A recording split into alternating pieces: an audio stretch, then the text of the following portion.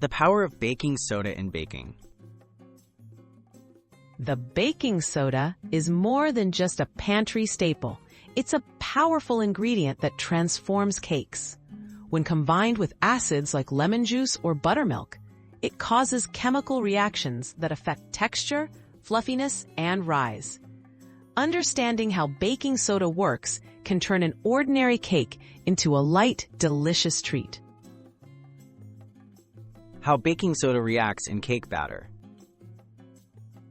When baking soda meets an acid in your cake batter, it produces carbon dioxide gas. These gas bubbles become trapped in the mixture, helping the cake expand and become airy as it bakes.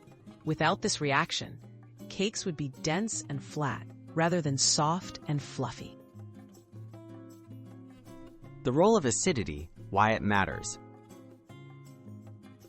Baking soda needs an acidic ingredient to activate.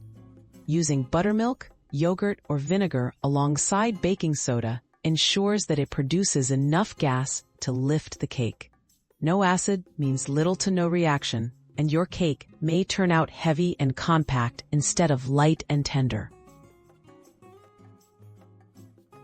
What happens if you use too much or too little? Using too much baking soda can give cakes a bitter taste and cause them to rise quickly, then collapse. Too little, and cakes won't rise enough, resulting in a dense texture.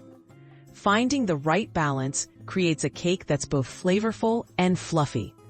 One of the true secrets of kitchen chemistry. Kitchen chemistry in action. The next time you bake, remember the science behind baking soda. Its chemical reactions are essential for a perfect cake texture, allowing you to bake treats that are soft, light, and thoroughly delicious. Baking really is edible chemistry in action.